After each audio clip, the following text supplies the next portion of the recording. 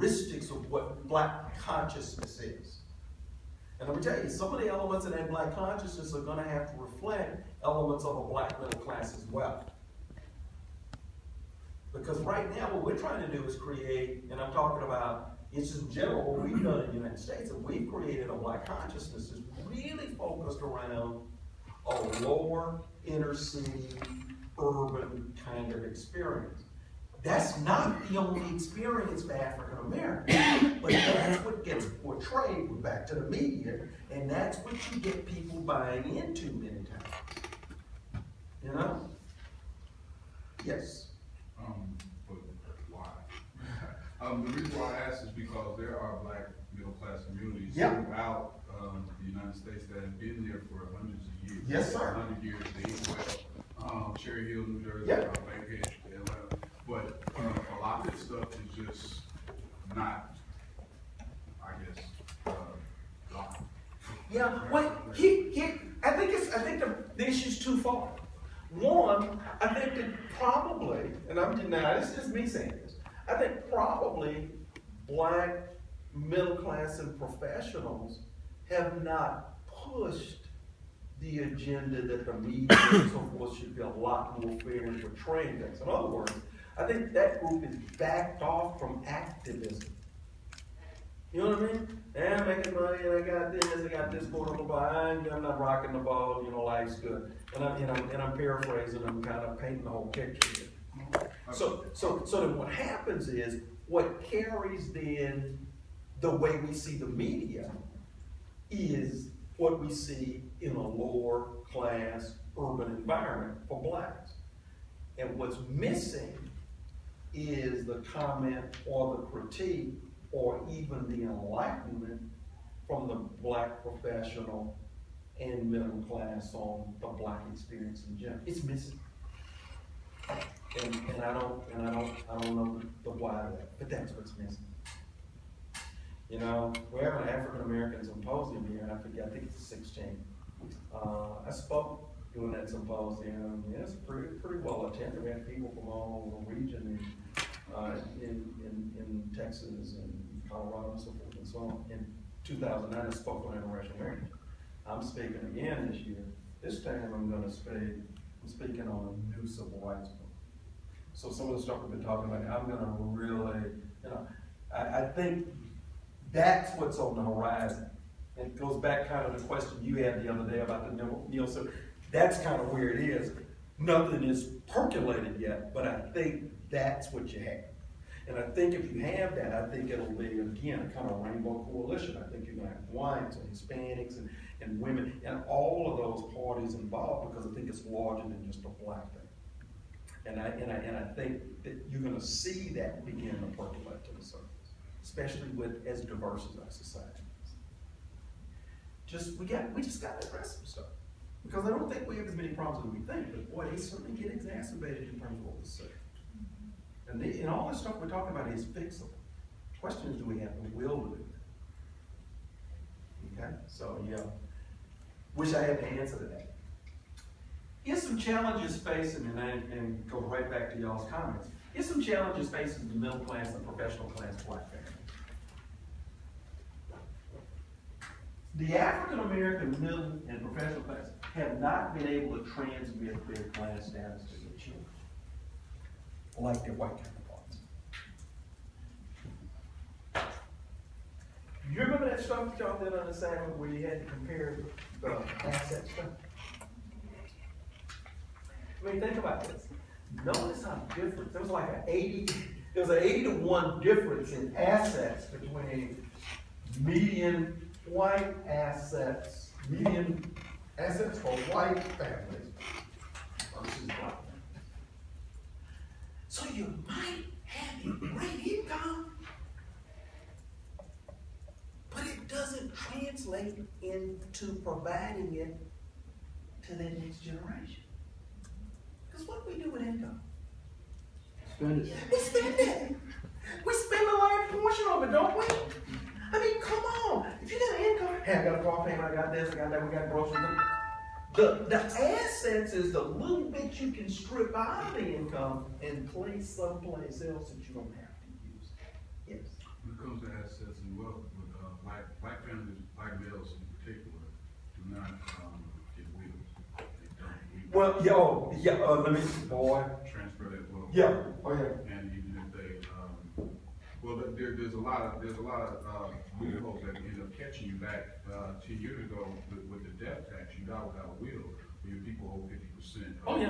your net worth, and who has 50,000? Oh, well, the state ends up getting it, Yes, sir. because you don't probate it, the state ends up So getting it, they if benefit you from it. buy houses, which in the study that we saw, one individual, he had like 10 houses, and they were rental properties. Because he died without a will, his family ended up owing something like Yeah. $300,000 Sure. when he died. Yeah. As opposed to him leaving. Yeah, 10 oh, it houses. happens. No, it happens. Yeah, I mean, you know, on both sides of my family, I'm the executive now for my uncle who's 92, and we've got everything lined up. My deal is, and just like my father lined up everything. So we didn't have that kind of a problem, but I saw other members of my family, kind of anecdotally, as you talk about, and others, where there was no will, couldn't probate, and the money it took to try to keep the little bit of land and stuff you had, it wasn't worth trying to spend money that you didn't have to try to keep it. And that's the kind of thing that happens. The other thing, think about this. Remember, if you're not putting anything back in terms of assets, you've got nothing to live on in case something happens. So what happens is a lot of our middle and professional, they're razor thin. Meaning if they lose their job tomorrow, they're in the welfare line in 6 weeks. Then when they're driving a BMW 6 weeks ago, and they were living the big life somewhere in some exclusive neighborhood, but they didn't have any assets. See, this has to be built up over generations in terms of that. And so that becomes a real issue. So it's hard to transfer. And see, this is why y'all should never be surprised when you have like black athletes who are making really good money, and they're not playing the NBA or the NFL anymore, and they look up and they don't have any money. And the reason they don't is they did not translate their income to a reasonable portion of assets that would be their wealth aspect. I wish I could go help some of them that were doing it, and really their agent should be doing it. Say, you put 30% of this on. Now there have been some families with some pro athletes, the moms and dads who said, you know what, son, you get a trust fund. You get all that money, and we gonna give you an allowance. And the rest of your money goes into a trust fund until you finish 2 or 3 years in the NBA or the NFL, and then you can begin to get a little bit. I mean, just think about how this is so crazy. I'm gonna go buy me a house in the Dominion because I'm playing with the Spurs. First of all, you say, why you got 10,000 foot, 12,000 foot home? You know, you got 5, 7 bedrooms. You can't do that. Your neighbor is CEO at AT&T. But your neighbor is the CEO. AT&T paid for his house. He not. You got a BMW, you got a Bentley, you got a Jaguar, blah, blah, blah. You can't drive one at a time. Your neighbor next door at AT&T, the CEO, driving a Benz, but the Benz is leased with. Oh, y'all know where I'm going with this. Oh, I gotta have like 15 of my posse with me all the time, telling me I'm somebody. And I'm writing them a check. And I got wear all my bling and all that stuff when I go out there. First thing, I got no business in the club because everybody know who you are. Excuse me. You know, I have a real problem with this. Because I find for the most part, non-black athletes don't have the issues that I'm just talking about right now. And that's nothing but cultural. And that's cultural. Well, I'm getting ready to go there in just a minute. Y'all just allow me. So what I'm saying, it's not everybody, because hey, listen, I look at Magic Johnson, I look at Michael Jordan, I look at Shaq, I look at a lot of younger athletes whose parents or others have gotten involved now, where that kind of thing is not happening quite as much, okay? But still, it's the kind of thing that when it gets in the meat and everything, it gets played as if it's normal. Think about what the media does. It normalizes what we see out there.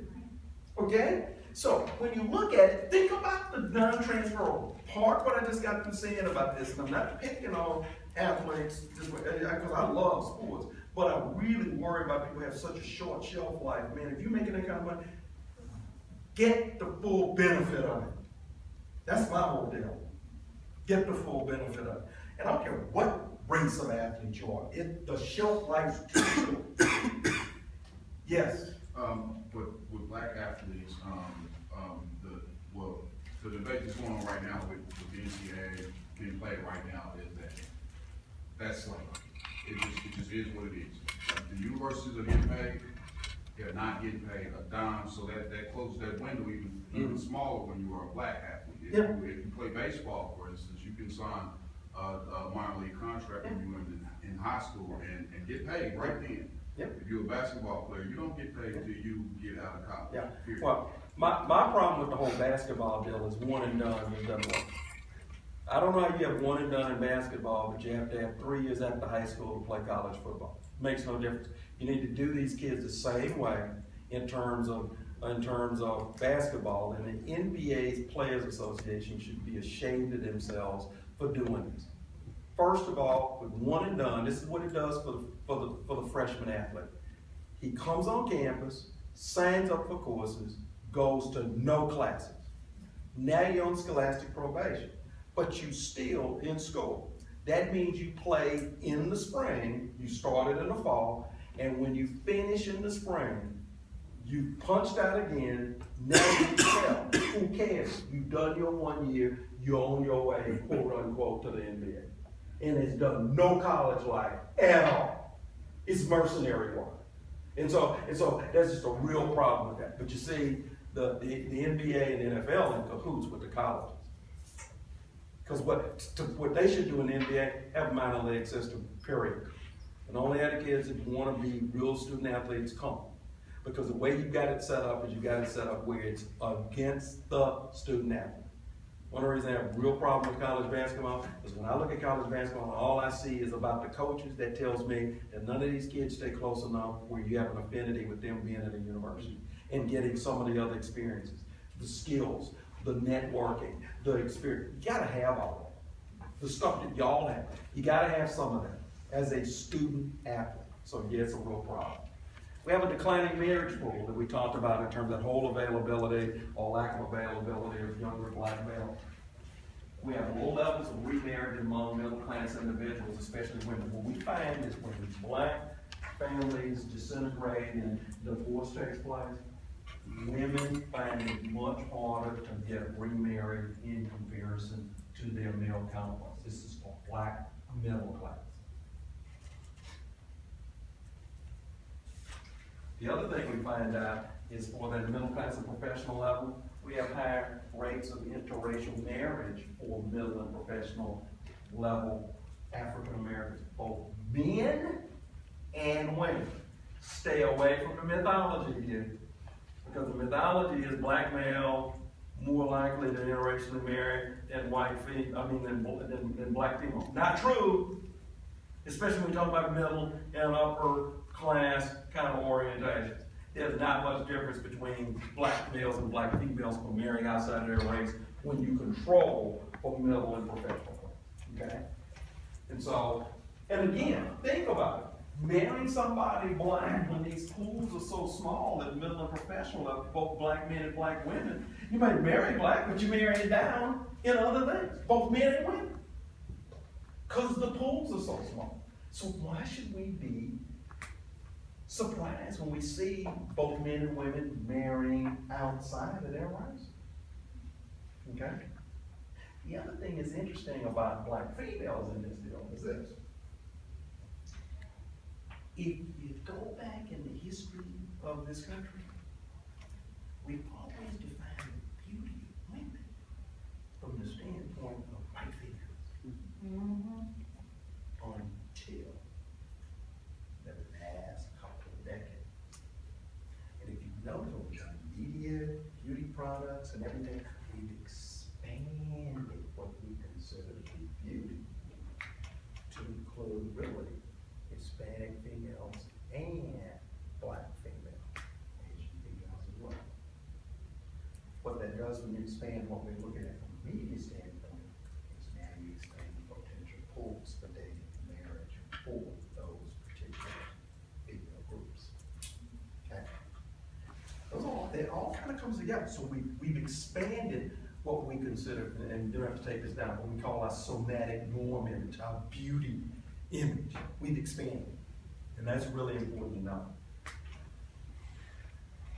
And again, I've said this a gazillion times, so you know I'm going to ask the question. There's a problem in terms of our inconsistency of status between white men and black men. So we've almost embedded something there that creates, conflict is too strong, tension on certain levels. Okay? So we do have that gender issue there. Okay? Now, y'all got that? I think that's okay. Now let's talk about some general problems associated with the black family. There's been a consistent increase over the last 3 generations of households headed by black females. Over that 3-decade period, if you go to 90s and 2000s and then this decade, or you can go back to the 80s, go to the 80s forward, what you'll find is there's been a steady increase of female-headed households among all groups. It's just grown faster among African Americans, okay? So it's increased among all groups, grown faster by African Americans.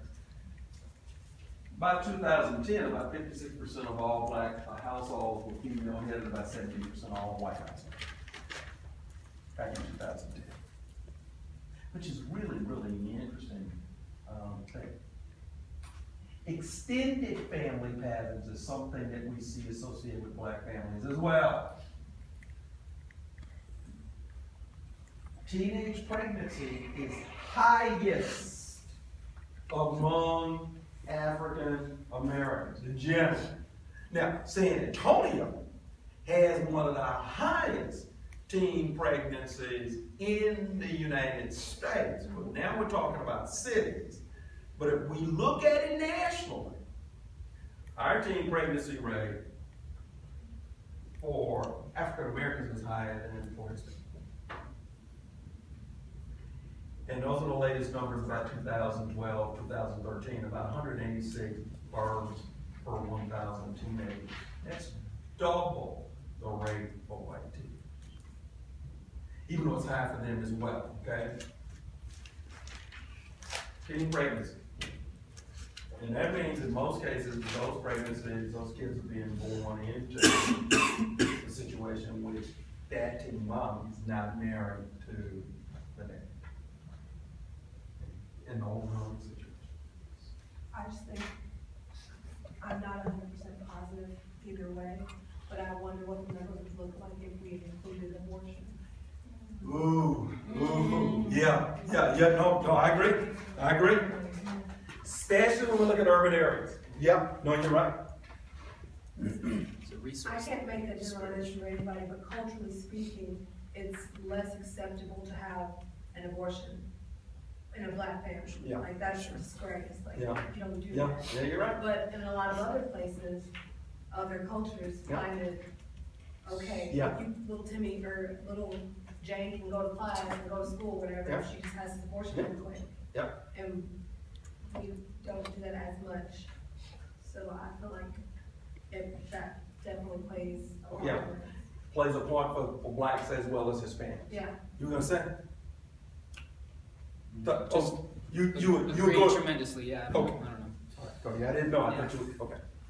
Yes. I mean, I kind of agree, like, overall, the racial group doesn't, I guess, do abortions or we're against abortion, but I think I've seen, like, just personally, like, with situations that I've seen, like, within my family and other friends, families, that I've seen across the board, like, all races doing abortion. Mhm. So, I mean, I'm kind of curious to see how that would affect the Yeah. numbers too, just because, you know, yeah. Yeah. I think specifically to the urban area though is what I was, So I've seen all. yeah, 'cause that's where, doing it, but you know, I'm just like curious to resource see, like, how- disparages go through the roof on multiple racial categories, I guess. Yeah, go ahead. I just think that nowadays the answer to unwanted pregnancy is abortion rather than getting married. Whereas it used to be, you're gonna marry my daughter because you got her pregnant. Now it's, we don't want you to marry our daughter, we're gonna take care of it ourselves. Or, I'm gonna have this kid, but we don't want you involved in any way. Right. Get, you are a sperm donor, goodbye. I mean, seriously, that's the other side of that. Because I would love to know, we won't know, but certainly, now we know religion plays a lesser and lesser role, but we don't know how much of that, I'm going back to your point, how much of that is really, really weaved into, or woven, if you will, into the black culture. Just like with Hispanic culture. It might not necessarily be religion, but it's woven into the culture in terms of you don't have an abortion. And it may have originally sprung from religion, but that's not the way it plays out, and that plays more from a cultural standpoint. So this probably undercounted. It's certainly an undercount for whites.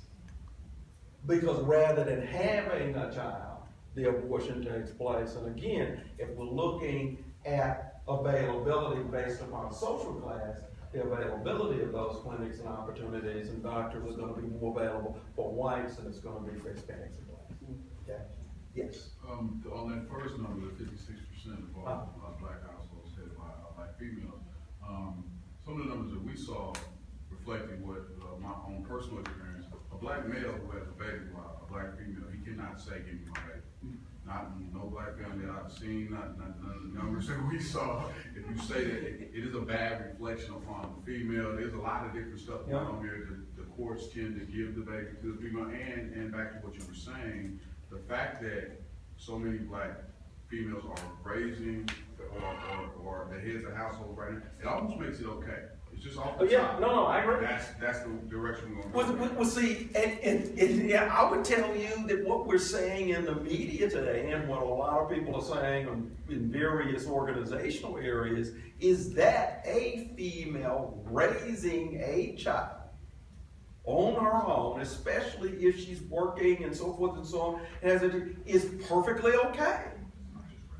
You know, I mean, that's kind of what we hear. Now that's anecdotal and that's kind of pop culture, but that's kind of what we hear. Okay?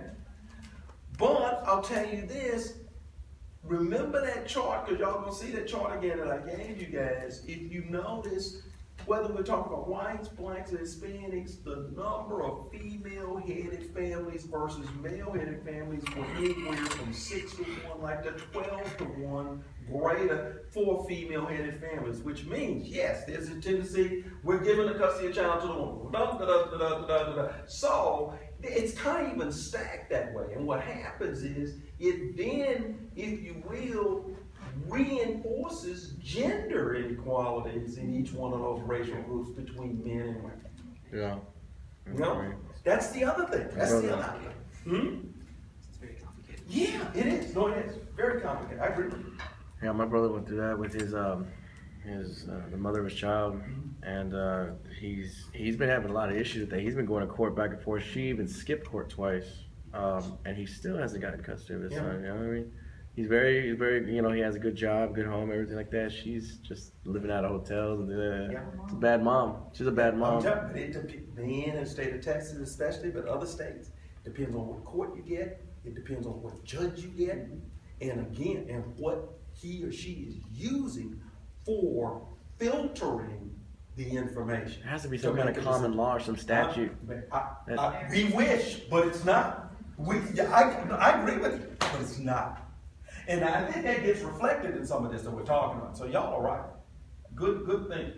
Thanks for bringing it up, because yeah, there is some undercounting and some overcounting going on because of cultural issues, no doubt about that. Good one. Declining number of black males eligible for marriage. 1/4 of all black males under 30 are part of the judicial system. We talked about that. Secondly, young black murder rate is a major contributor. The black on black murder rate is unbelievable. Now, I'm not even going to give it to you. Suffice it to say that the murder rate on black male victim and perpetrator is higher than any other same race perpetrator victim murderer. And again, as we talked about, gets heightened in the inner city.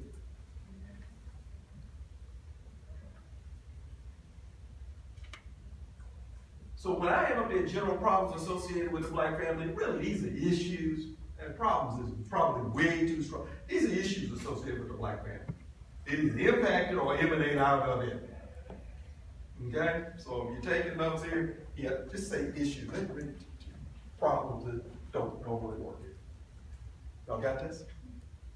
Yes. Do you see the irony of any of this in the administration? Any of this? I mean, everything you just named up, the last 3 bullet points are exactly what's in the election. Yeah. Well, the consequences of what would be in that. Yeah, no, you're right, you're right. Here's the other thing, right? This also falls in that too. And y'all were right on target when we had this discussion the other day. And that is just like how cheap we've made marijuana and we've made white cocaine. Why are we surprised? You drop the price and you distribute it more, you make the same money. Or more. And so I think this is a very interesting thing, because that is another part of that fabric we talk about. Okay? Here's some characteristics. Now, first of all, let me just say, in the Wilson chapter, Wilson talks about, here comes Patrick Moynihan again. Y'all remember Moynihan's the one wrote on something about assimilation, and then turned around and said blacks will never assimilate because they don't want to. You remember? And we talked about that weeks ago. Well, he wrote another report, and he wrote a report on the black family. Let me tell you something. He caught all kinds of problems with this report he wrote in the 60s on the black family. But a lot of the stuff he wrote in this report was very prophetic. But he caught all kinds of problems doing it.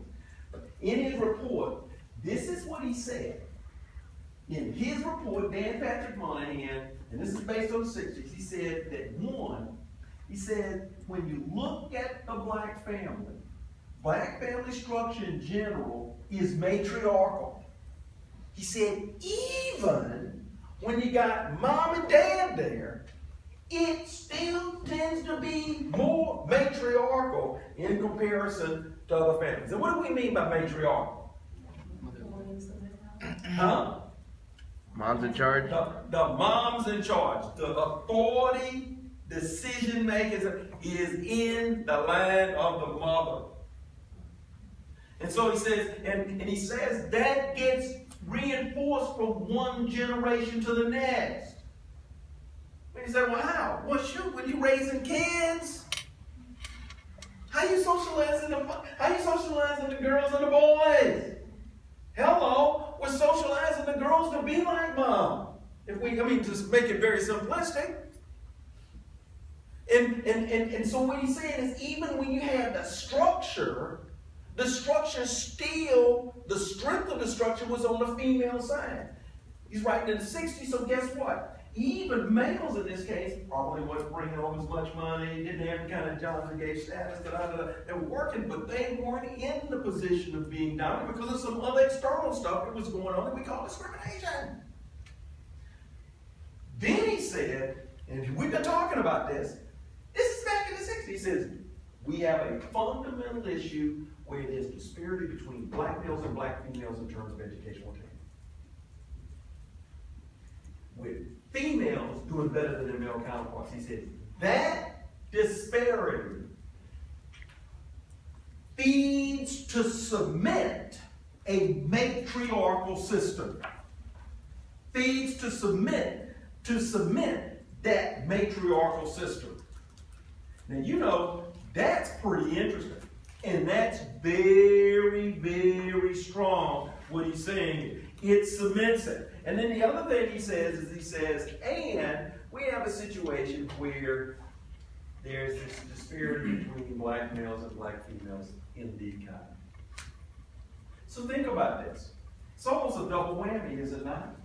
You got one thing that kind of pits, and not on purpose, but kind of pits men and women who are black against each other in terms of education. And then we lay on top of that the economic differences. Well, shoot, man, the educational differences speak to the economic differences.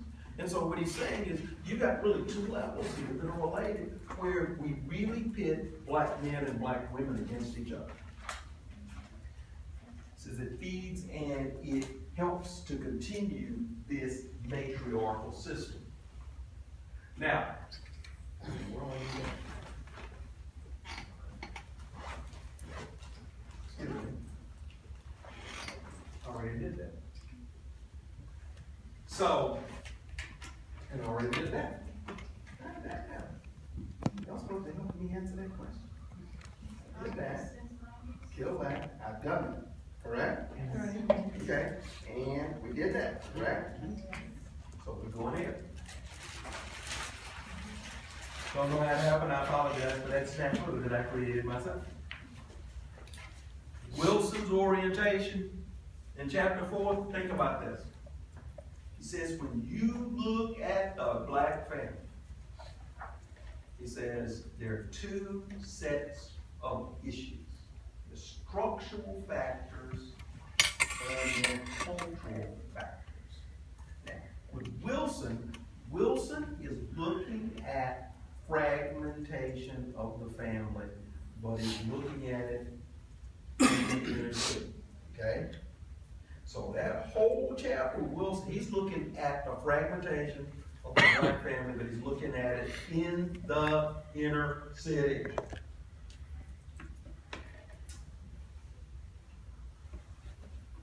And an interesting finding he has in this particular chapter 4 is he says, by the time 1996 rolled around, 70% of all black children born in that year were born to mothers and parents who were not, that were not married. Higher than any other racial category. 7 in 10 children born outside of, quote unquote, the institution of marriage. It stayed pretty steady, by the way. Yes. But he also makes the assumption that the more the charity, I think he said charity, was the more charitable welfare recipients, the bigger their check was, the more likely they were to get more children. Yeah. However, in '96 was when Clinton passed his welfare reform plan, and basically they were getting less money. You get more money in the category. I'm glad. I think it was. Yeah, no, I got you, bro. What Wilson says in this chapter, and I'm glad you brought this up. Wilson argues that there's no definitive academic or empirical evidence to suggest that people have children in order to get more welfare. There's none. It's a great conservative argument that says, you know what, you got people who are getting welfare and never what they have in more children. There's none. And Wilson argues, there's none, no evidence of that. It's mixed at best. But there's nothing that says, I'm going to have a child so I can get more money. And the reality is, if you look at any of the way the laws are written for support to dependent children and mothers, there's nothing in there that suggests you could quote unquote Doesn't make more foster, money. Huh? it doesn't foster them into like, putting out more children for like more money. That's exactly right. Yeah, that's my least favorite thing to hear probably out Yeah. of anyone, like, you know. Cause it's so untrue. Yeah, it's just so untrue. And, but see, it feeds greatly into stereotypes we have of people who are recipients of social welfare.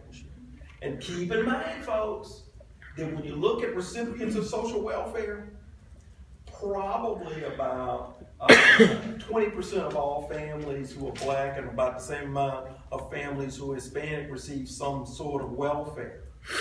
About 9% of white families receive some sort of social welfare. But in actual numbers, there are more whites receiving social welfare than the other racial groups, just by the population itself. So I guess what I'm trying to tell you is that I don't think you'll find anything there among white recipients, Hispanic recipients, or black recipients that say, we're having more kids because we're going to get more money. There's just no truth there. But and Terrence, I'm glad you brought this up, because what happens is so many writers and politicians and those who do policy have pointed to the inner city. It's kind of, that's where this goes on. It's just not true. Yes. Yeah, my uncle gave me a little bit of advice. He was a militant when I was growing up. He told me the best, as soon as the government starts to paint something black, he said, watch out then.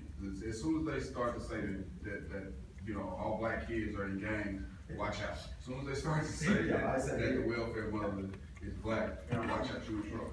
Yeah, and it's really interesting because it's just, think about administration of it, it's really a tough deal. You know what I mean? So the structural things, look at this, they contribute to black family fragmentation. Sharp increase of male joblessness, and this has occurred since 1970. Bless you. This has occurred since 1970. And this is where Wilson hangs his hat. He says, look, a lot of what we're talking about contributes to the joblessness. Remember the stuff I showed you about underemployment and unemployment? He's saying these are the things that systematically over 40 years have contributed to this fragmentation. This fragmentation doesn't blow up immediately. This fragmentation has taken place over time, gradually. Well, yeah, if you really want to go back, you bet. You bet. And so, and the joblessness relates to decreasing rates of marriage after a child is born. Because here's the deal. Let's say you do have we're going to have a child. Well, let me stop that. You know, if we're going to have a child and we're not married, if you don't have a job, what's the potential that you're going to get married? See, and Wilson's argument is that they probably won't, not because they don't want to, but by getting together doesn't really add anything to the family structure. Now, this is where we get to welfare. Listen, folks, if you end up getting married, if you get welfare payments, you get less in terms of the family. You don't get more. It serves better to not be married. Then you got two streams of stuff coming in from a social welfare standpoint, which now means, I'm going back to your point, the system is set up. The system is set up not to have family. It discourages it. The other thing is, he says that increasing levels of incarceration also relates to joblessness. Going back to your point, so we already have a jobless situation. Now we got people coming out of prison. We're trying to reduce recidivism and get people, to stay out, but we have all these barriers where you can't get a job and things like you were talking about with people Here we go. As you talked about it anecdotally. So we've got all these different factors that go back to joblessness, that then creates this instability in terms of financial support in the families, which works against having those families again. Now, does it happen to white families? Yes. Does it happen to Hispanic families? Yes. But it has more of an impact on black families because of inner city experience and other things we see in terms of residential patterns. Then we look at the cultural factors with respect to the black family and its fragmentation. Oscar Lewis, and I'm not related to him, But Oscar Lewis was in the same boat with Dan Patrimony, caught a lot of grief for coming up with something that he calls the culture of poverty. But back in the 70s, Lewis wrote a book and did research on looking at inner city experience. And what he concluded was that there is a culture in the inner city, in this case, for blacks, that is an adaptive mechanism and a reaction to being marginal in society. In other words, his argument is we create these values and other kind of things in the inner city, and those are values that people learn and gravitate to, and they are a response to being marginal and being underclass and warehoused in the inner city. How's it the culture of poverty? So we have things where maybe people don't go out and get a job. Maybe they glorify an inner city experience. And so forth and so on. He says, in those things, if you watch it, kind of linked to a slavery kind of pattern sometimes when we look at families. And what it does is it weakens the family structure. Now, that's his argument. And you know, a lot of times when I listen to lyrics of people that are performing, whether it's hip hop or whether it was Motown back in the day, and you listen to some of the lyrics coming out of the inner city, it's almost like we're glorifying some of the stuff that comes out of it. All Lewis is saying is, look, it's not a good or bad thing, but if people buy into that, that's what they see as normal. So let me tell you what I'm talking about. If you're going in the third world, let's say you're going in the third world, and you're going to tell people, you know what, you better study real hard, get all your stuff together so you can go to college. They look at you like you came from Pluto or someplace. That ain't real to them. Because there's a whole different orientation there. Not right or wrong, it just is. And all Lewis was really saying when he wrote this, he wasn't blaming the victim. He was saying you need to understand this is what people see as normal. How do you change stuff? You got to change the normality. How do you do that? That's tough. Okay? Now, what he did do, and what's really interesting, is some people have looked at the culture of the inner city for Hispanics and compared that to the culture of the inner city for blacks. And what we found is family structure is more important for Hispanics than it is for blacks. People stay together, people raise families, people have stronger family connections in the inner city, in the body of than we find blacks. Now that's really kind of interesting. Same socioeconomic kind of environment, different orientation in terms of family. I have a theory Go ahead. that I personally find to be interesting. A lot of, well, I think it goes back to slavery, because when That's they what were AJ said enslaved, too. Go ahead. about families being, broken up, and the woman not being able to depend on her husband. Her husband can't save her from the slave master who's raping her, who's doing all these things to her. She can't turn to him. So that in turn, I believe, created the strong black woman stereotype kind of thing, where it came from. And we kind of had to be that way, and it's become so ingrained into the culture that it's hard for some women to go astray from that. And for that same reason, like, I'm not saying bad things didn't happen to people, of course they did, but that kind of began the destruction of the black family in America. And I think you and AJ and some others are all saying this. I agree with you. Aaliyah was saying the same. Yeah, I agree with y'all saying. I would also say this. I would add one thing to what you said. That kind of, if you go back to slave time, you couldn't turn to the slave master. Now we turn to an institution. So an institution becomes the embodiment of what that slave master was. So we turn to the institution as kind of that surrogate benefactor as we put it all on African American females. I would agree with that. That's a good test question, Rob. Any comments? We good? Okay. So again, you got an hour and 15 minutes, probably an hour and 20 minutes when you come in here, and we're gonna take the exam. Now, this other Is thing. the exam Thursday? Please, that the exam is in class, and it'll be on Thursday. Thursday. Okay?